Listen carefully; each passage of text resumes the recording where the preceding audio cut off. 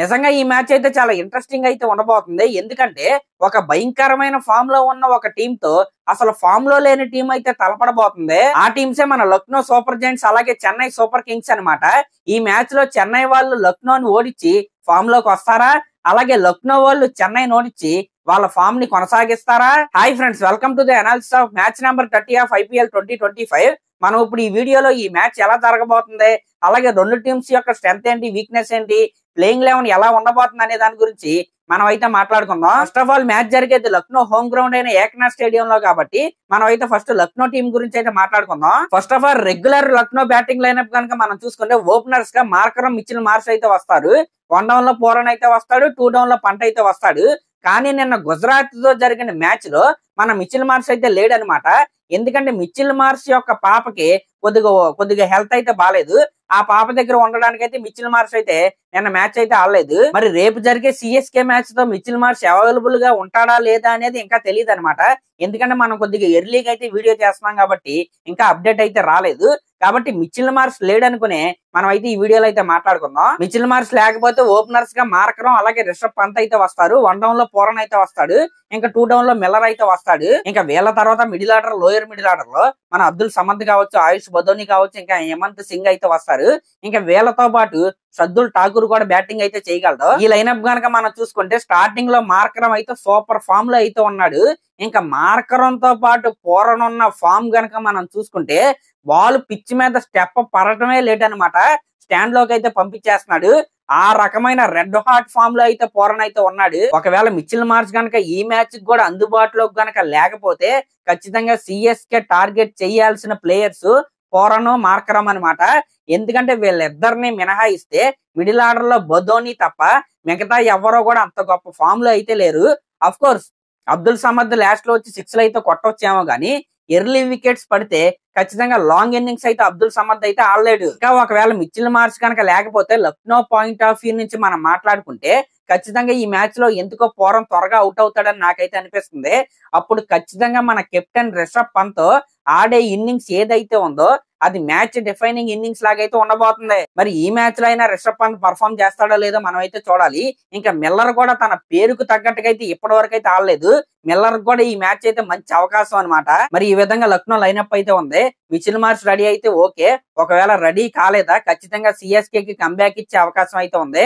Mitchell Marsh match లో ఉన్నాడా ఖచ్చితంగా CSK కి అయితే ఖచ్చితంగా టఫ్ మ్యాచ్ ఇది. ఇంకా లక్నో బౌలింగ్ లైనప్ గురించి మనం మాట్లాడుకుంటే మెయిన్ గా షర్దుల్ ఠాకూర్ పవర్ ప్లే లో నిజంగా చాలా అద్భుతంగా అయితే బౌలింగ్ వేస్తున్నాడు.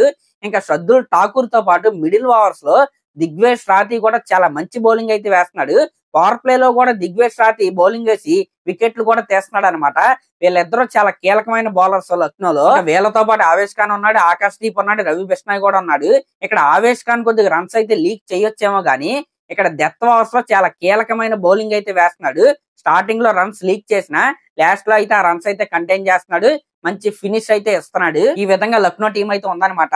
మిచెల్ మార్ష్ వచ్చేస్తే okay, super strong batting lineup. ఒకవేళ ఆయన లేకపోయినా సరే డీసెంట్ బ్యాటింగ్ అయితే వీళ్ళ దగ్గర అయితే ఉంది. అలాగే మంచి డీసెంట్ బౌలింగ్ అటాక్ అయితే వీళ్ళ దగ్గర అయితే ఉంది. వీళ్ళ బౌలింగ్ లో నాకు బాగా నచ్చింది ఏంటంటే ఒకే బౌలర్ మీద వీళ్ళైతే డిపెండ్ అవ్వట్లేదు. ప్రతి మ్యాచ్ లో కూడా ఏదో ఒక బౌలర్ ఏదో ఒక రకంగా ప్రతి ఒక్కరు కూడా పర్ఫామ్ చేస్తానే ఉన్నారు. ఇదైతే ఈ టీం కి బాగా కలిసి వచ్చే అంశం అనమాట. ఇంకప్పుడు మనం CSK టీం గురించి అయితే మాట్లాడుకుందాం. బ్యాటింగ్ అంటే ముందు బౌలింగ్ గురించి అయితే మాట్లాడుకుందాం. ఫస్ట్ ఆఫ్ ఆల్ వీళ్ళ టీమ్ లో 2 అహ్మద్లు అయితే ఉన్నారు కదా, ఖలీల్ అహ్మద్ కావచ్చు, నూర్ అహ్మద్ కావచ్చు. నిజంగా ఫెంటాస్టిక్ బౌలింగ్ అయితే వీళ్ళైతే వేస్తున్నారు. పవర్ ప్లే లో ప్రతి మ్యాచ్ లో మీరు చూసుకుంటే ఎప్పటి వరకు జరిగిన ప్రతి మ్యాచ్ లో మీరు చూసుకుంటే ఖలీల్ అహ్మద్ కనీసం 1 వికెట్ అయినా తీసుకున్నాడు. పవర్ ప్లే లో అద్భుతమైన స్టార్ట్ అయితే అందిస్తున్నాడు.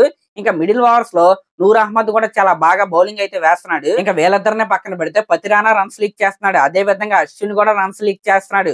ఇంకా జడేజా అయితే కొద్దిగా ఎకనామికల్ గా బౌలింగ్ వేస్తున్నాడు కానీ వికెట్లు అయితే ఆయనకైతే రావట్లేదు అనమాట. ఇంకా లాస్ట్ మ్యాచ్ లో అన్షుల్ కాంబోజ్ అయితే వీళ్ళైతే ఆడిచ్చారు. అన్షుల్ కాంబోజ్ తన టాలెంట్ ని నిరూపించుకునే మ్యాచ్ అయితే కాదు లాస్ట్ మ్యాచ్. ఎందుకంటే 103, 104 వీళ్ళైతే డిఫెండ్ చేయాలి. కాబట్టి ఈ మ్యాచ్ లో అన్షుల్ కాంబోజ్ పర్ఫార్మెన్స్ బట్టి మనం అయితే మాట్లాడుకోవాలి. ఈ విధంగా CSK బౌలింగ్ లైనప్ అయితే ఉందన్నమాట. ఇంకప్పుడు మనం CSK బ్యాటింగ్ లైనప్ గురించి మాట్లాడుకుంటే ఓపెనర్స్ గా మన డెవాన్ కాన్వే అలాగే రచిన్ రవీంద్ర అయితే వస్తారు. వన్డౌన్లో మన డాన్సర్ అయిన త్రిపాఠి అయితే వస్తాడు. ఇంకా త్రిపాఠి తర్వాత దూబే కావచ్చు, మన ధోని కావచ్చు, జడేజా కావచ్చు, అశ్విన్ కావచ్చు, ఇలా వరుస పెట్టి అయితే వస్తా ఉంటారు. ఇంకా నేను ఈ టీం కి బ్యాక్ బోన్ అయిన విజయ్ శంకర్ గురించి అయితే చెప్పలేదు. ఈ విధంగా సిఎస్కే బ్యాటింగ్ లైనప్ అయితే ఉందన్నమాట.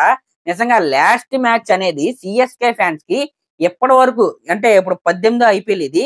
ఇన్ని ఐపీఎల్ లో సిఎస్కే మ్యాచ్లు చూస్తున్న వాళ్ళు ఎవరికి కూడా అంత హర్రర్ బ్యాటింగ్ అంటే ఒక హర్రర్ పిక్చర్ అనమాట. అది 3D లో కాదు 4D 5D లో అయితే వీళ్ళైతే చూపించారు.